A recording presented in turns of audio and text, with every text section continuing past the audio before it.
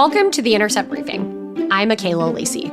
If you've been following politics coverage at The Intercept, you know we have a minor obsession with the battle over the soul of the Democratic Party. Our guest today may give us a run for our money. People ask me every day, where the are the Democrats? There are a handful leading the fight against Trump's regime. Come and get me. But the party's leadership has been asleep at the wheel. That's Robert Reich, Secretary of Labor under former President Bill Clinton and a professor, author, and commentator on capitalism and inequality.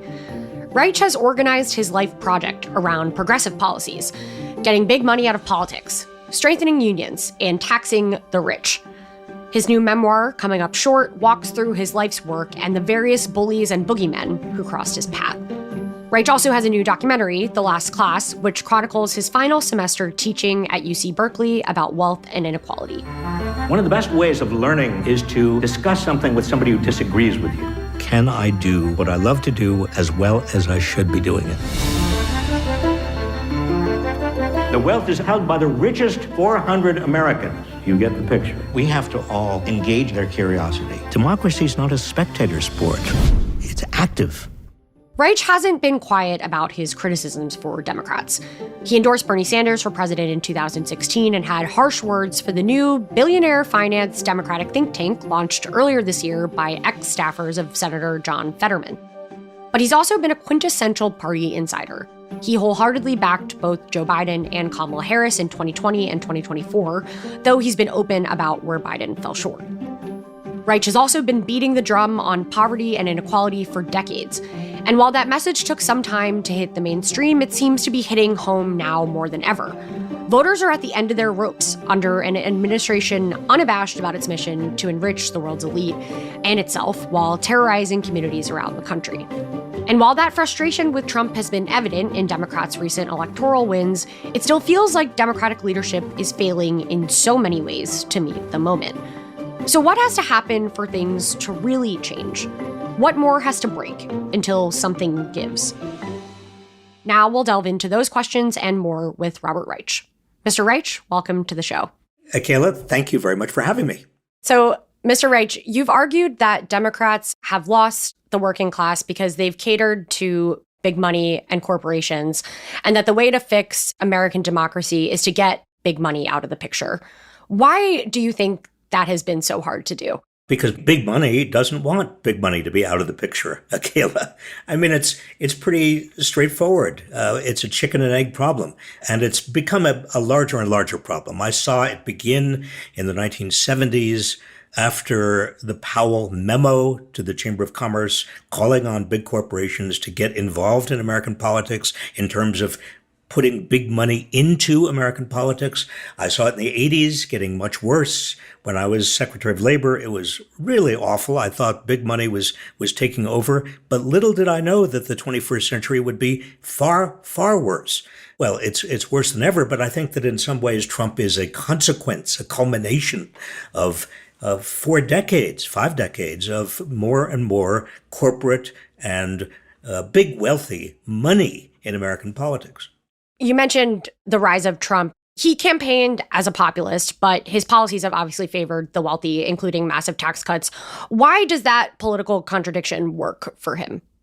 I think it worked for Donald Trump because he's a con man. I mean, he knows how to speak in the language of kind of the working class, but appealing to the red meat, and I hate to say it, but bigotry side of the working class. That is, even though Trump has given the wealthy exactly what they want in terms of tax cuts and regulatory rollbacks and everything that can make them even wealthier, at the same time, what he's given the working class is sort of people and institutions to hate.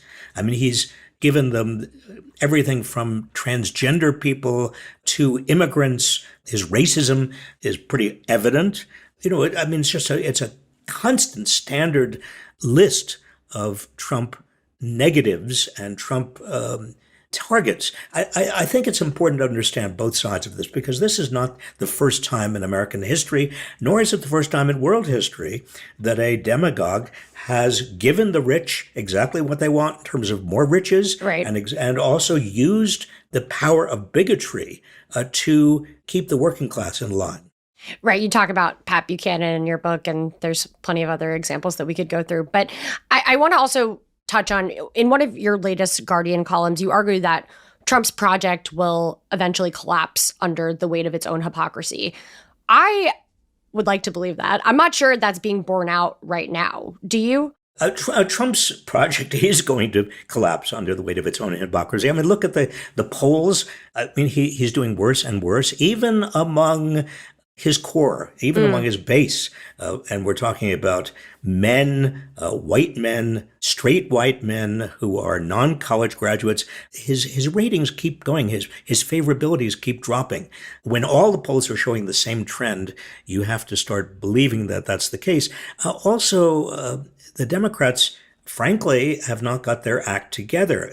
They really do need to start attacking big corporations for raising prices and for monopolizing. They've got to start talking about, the super wealthy and the absurdities of how much power the super wealthy have in our political system. I mean, Elon Musk is exhibit number A. I mean, there are many, many exhibits. And every time all of these tech CEOs get together at the White House with Trump, we need Democrats to be pointing this out and to have a very clear message that they represent the alternative to corporate capitalism. We're touching a little bit on this battle over the working class. You've said that Biden didn't communicate his efforts to help the working class effectively. What is the effective way to communicate that? And what is, to your last point, the effective way to point out this catering to the elite of the elite from the Republican side? The effective way of dealing with it is to say it. I mean, to Biden's credit, he did walk a picket line. He did appoint some very good people like Lena Khan at the Federal Trade Commission. He was a trust buster, but he didn't really talk about monopolization all that much. Right. He didn't really talk about corporate power. You need a Democrat, a leader of the Democrats who are really, who appears to be a fighter and makes it very clear what they're fighting against. Switching gears a little bit to the exciting election season that we're in, you've made several endorsements this year in key races: Zoran Mamdani in New York, Graham Plattner in Maine, and Dan Osborne in Nebraska. What did you see in those candidates that led you to endorse them? We have in the Democratic Party, most of these are Democrats, are young people who are saying the truth. They're talking about the economy and our society in terms of power and the misallocation of power. They're not depending on big corporate contributions for their campaigns. I think this is the future. It's the future of the Democratic Party. If the Democratic Party has a future, it's certainly the future of trying to get people, everybody in the bottom 90% of America who are struggling, together. What was your reaction to the reporting on Graham Plattner's internet history, his tattoo, and the fallout in his campaign? I wasn't happy about that. I know people in Maine who tell me that on the ground, he's doing very, very well. He's making all of the right moves, but he also is communicating to people in ways that Mamdani has done in New York City and others are doing around the country. So I guess I have to throw up my hands and say the people of Maine are going to decide. You wrote a new book recently. In Coming Up Short, you talk about your life project having been to explain why it's so important to, quote, reverse the staggering inequalities and legalize bribery that characterize today's America. For people who haven't read the book, can you give us a preview of the reasons why those efforts by yourself and others have, in your words, come up short? It's very difficult for America to face a fundamental flaw in American capitalism, and that has to do with the power of wealth and corporate power. And I have spent much of the last 40, 50 years trying to not only educate people and teach people in classrooms and with my books and other efforts, but also when I have been in Washington serving the public directly, fighting this kind of corporate power. I've done everything I can do, but I'm sure there's much more. I'm still fighting. I'm still young, right? Can you say more about why you think the larger project has not succeeded I guess? I think the long-term project has not succeeded because you've got a larger and larger group of Americans who are angry, frustrated, and basically cynical. That group of people, unless the Democrats or some other party reaches out to them in a positive way and says, look, the answer to your problems, it's not bigotry against immigrants or bigotry against transgender people or bigotry against black people or bigotry against foreigners. The answer to your problem is really to look at the corporate elites and Wall Street and the richest people in this country and understand that they have abused their wealth and power and continue to abuse their wealth and power. Now, it's a very difficult message to get through because the working poor and the working middle class as a group continue to grow and continue to slide. And the Democrats have not made this case. If they do make it, when they do make it, I think we're going to see some fundamental changes politically. But until they do, we're going to see the kind of Trump triumph that we have seen up until now. You mentioned Democrats or some other party reaching out to people who feel cynical and sort of removed from the process. Do you see an opening for that in the next several cycles? I mean, this has been a topic for forever, but even the most popular independent ran as a Democrat. That seems to be sort of the institutional path of progressives right now is still to be encouraging people to stick with Democrats. So what do you see happening there? Well, I think it's very hard to form a third party for all the obvious reasons. Yeah. When you have a winner-take-all system in the United States, as we do have. So I'm hoping that the takeover, quote unquote, occurs in the Democratic Party, that forces like Bernie Sanders, AOC, Zohran Mamdani, others who are young and who understand the necessity of speaking in the terms I'm speaking right now to you, will take over the Democratic Party, and their success in winning over the working class from the Republicans will be enough to generate its own positive outcomes. Once in politics, you actually begin a process of winning over voters. It's not all that hard to get others to join you in winning over those voters politically. And the problem the Democrats have had, and I've been a Democrat for a very long time, and I've been frustrated for a very long time. I mean, in the Clinton administration, I can't tell you the number of times that I tried to push against the kind of neoliberal facade that was gaining even more and more power. As I was labor secretary, it was very difficult. You've said that inequality hurts everyone, not just the poor. And as you've noted, there are signs that that message is starting to resonate with more people with recent results of elections to Trump's open alignment with wealthy interests. You've been warning about this for 30 years. Do you think this message is starting to resonate with more people? And if not, why hasn't it broken through, or why is it breaking through more now, particularly with, as we've talked about, Mamdani, et cetera, et cetera? It is beginning to get through. And part of the reason is Donald Trump, because people see the logical consequence of the alternative. That is Trump. That is fascism, neo-fascism. It's kind of it's an administration that is cruel.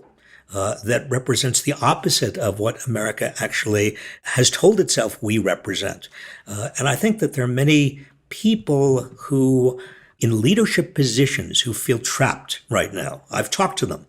People who feel that they've got to play along with Trump. They don't dare kind of cross him because they know how vindictive he can be. But they are themselves learning a very important lesson, that if you completely neglect the working class and the working middle class and the poor, you are begging for eventually a demagogue like Trump to come along and plunge the entire country into this authoritarian nightmare. After a quick break, more from Professor Robert Reich.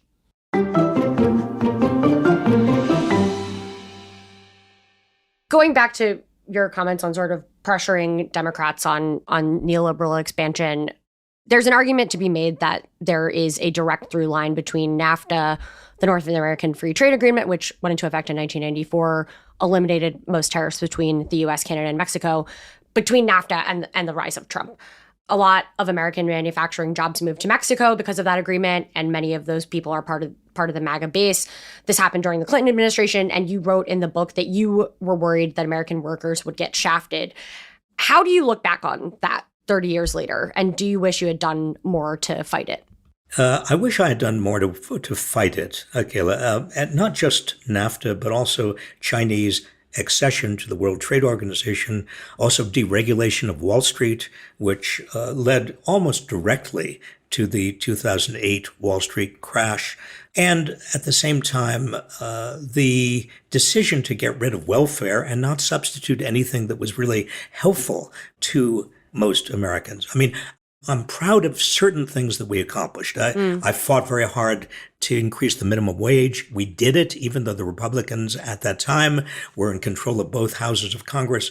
I'm glad that we expanded something called the Earned Income Tax Credit, which has become the largest anti-poverty program in America. But we didn't do nearly enough. And the things that, unfortunately, I fought against have proven to be, as you suggested, the foundation stones of many of the problems we now have.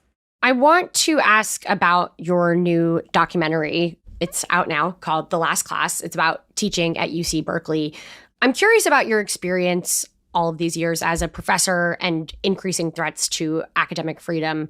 These threats have taken many shapes, but it includes a long history of smearing professors as anti-Semitic if they taught about Palestine, to now the Trump administration weaponizing that project to a whole new level, merging it with attacks on migrants and policing nonprofits, treating free speech as terrorism. The list goes on and on. What are your thoughts on how this has accelerated under Trump? Like everything else, it's now out in the open. In other words, it starts under Ronald Reagan. Actually, it starts under Nixon. This kind of a negative fear of the so-called intellectual class, the notion that universities are plotting against America. And the Republicans have built this case because they do view universities justifiably as hotbeds of thought, of criticism, of ideology that they don't like. But Trump, again, one of the benefits, I'm going to put those in quote, the benefits of the Trump administration is it's now visible. It's obvious. I mean, J.D. Vance says, universities are the enemy. Donald Trump wants, it's DEI is a pretext. And we know that. We know that anti-Semitism, the charges of anti-Semitism are a pretext for the Trump administration to come in and to restrict academic freedom. I think that they met their match at Harvard, I hope. But remember, this is all a process of public education. What I hear, what I see, what the polls are showing, what my conversations with many conservatives are showing is that many people are saying, wow, I didn't really understand 10 or 15 or 20 years ago what this conservative assault on universities really was all about. I now see it. We have to ask. Everyone is talking about the Epstein files, which have become a pressure cooker of sorts for Trump over the last weeks and months. A few questions here. In retrospect, did Senate Democrats caving to Republican budget negotiations actually end up intensifying that pressure? I was very disappointed in the Senate Democrats. Had one independent who I've used the word cave. They did cave to the Republicans. The thing to keep in mind is that they had some bargaining leverage. The Democrats have not had any bargaining leverage for 10 months. Finally, they have some bargaining leverage to get the Republicans to agree with them to reinstate the subsidies for Obamacare. Without those subsidies, healthcare premiums are going to skyrocket for millions of Americans. Well, they had that bargaining leverage and they gave it up at a time, incidentally, when most Americans were blaming the Republicans for the shutdown and also the pressures. I mean, look at the air traffic controllers, the delays of flights. The pressures were growing so intense that the Republicans, including Trump, had to come around. So I just think it's another example of the Democrats not having enough backbone. On that note, there's a primary challenger who is now running against Rep. Hakeem Jeffries. There's been calls from candidates who are running in the upcoming election to primary Senate Minority Leader Chuck Schumer. Where do you stand on those calls? Well, I think Chuck Schumer has to go, and Jeffries too. I mean, we are on the hopefully brink of a new era with regard to Democratic capital D politics. And we have a lot of young people, a lot of very exciting, a lot of very progressive young people around the country. And these older people, I could speak as an older person, all right? I mean, I'm 79 years old. I have standing to speak about the fact that, there is a time to move on. And I think that the Democratic leaders today should move on. I wanted to ask about that when we were on topic, but the second Epstein question that I have is the document dump from the House Oversight Committee has revealed new details about Epstein's associates from Trump to Bill Clinton, your former boss. What are your thoughts on how that scandal has unfolded and taken hold on the right? And what do you make of the Clintons association? Well, I don't know about Bill Clinton's role. We don't know. There have not been evidence yet. But I think that what may be being lost in this whole Epstein scandal is really what has happened to the victims of Epstein and these other men. Yeah. I mean, let's be clear. This is about human rights. It's about trafficking of children in ways that are so fundamentally wrong. This is an issue that I agree with a lot of MAGA types on. I mean, you don't want to tolerate this kind of behavior in not just the elites of America, but anyone. And I want to just make sure we focus on what happened and how horrible that was. And it's still going on, not with Epstein, obviously, but men are harassing and bullying and raping women and men who have positions of power and money in our society.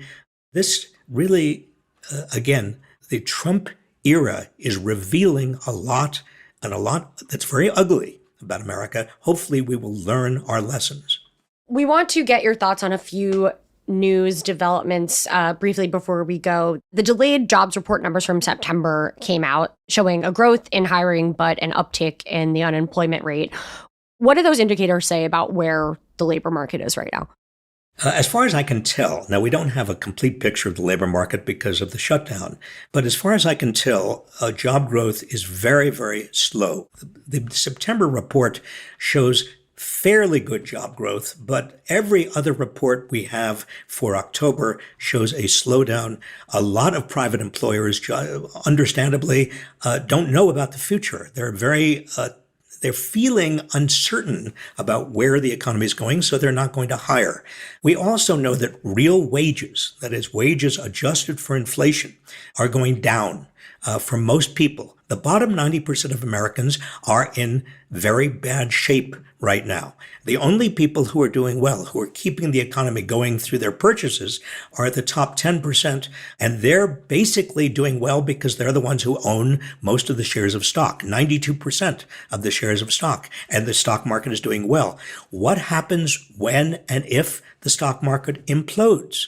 I don't like what's happened, with regard to, for example, artificial intelligence, AI stocks, which I think will be shown to be a huge bubble. And we can see a bubble also in other areas of the stock market. It's a kind of a dangerous economic terrain. Why do you think AI stocks will prove to be a bubble? Because the amounts that are being invested in AI now and the amount of debt that AI companies, big tech companies, are going into in order to make those investments are really way beyond the possible returns. Now, I grant you NVIDIA did extremely well, but NVIDIA is kind of an outlier. I mean, you look at what the expenditures, if you take out all of the investments from AI, from the stock market, and from related parts of the economy, there's nothing really happening in the American economy right now. That's where the action is. But of course, everybody wants to be the winner. Not everybody's going to be the winner. Mm-hmm. Speaking of the stock market, there is bipartisan pressure on Speaker Mike Johnson to advance a congressional ban on buying stocks. What are your thoughts on that? Oh, that's way overdue.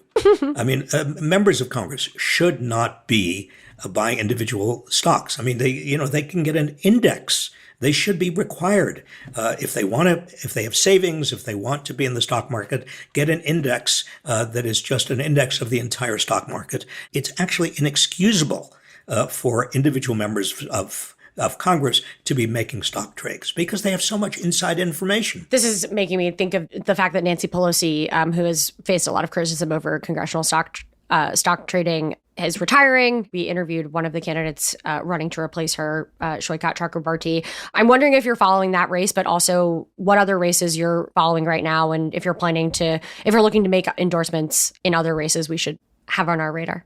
Look, Akela, I endorse when I'm very excited about a candidate. Nobody cares about my endorsement. I mean, I'm a former Secretary of Labor.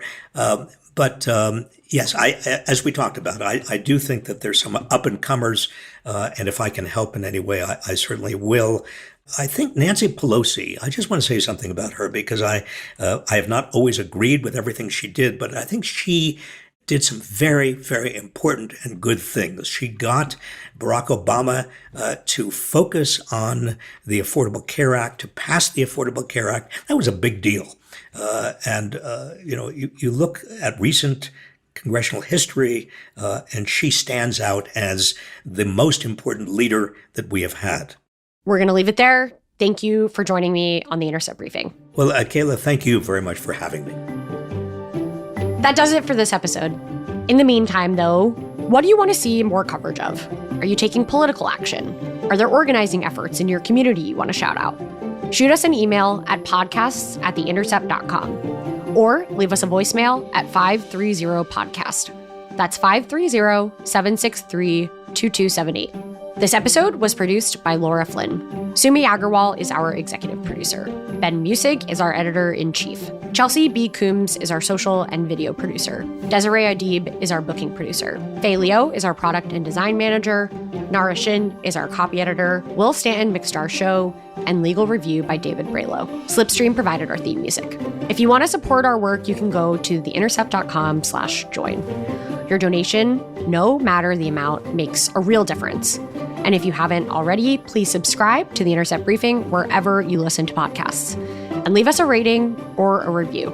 It helps other listeners to find our reporting.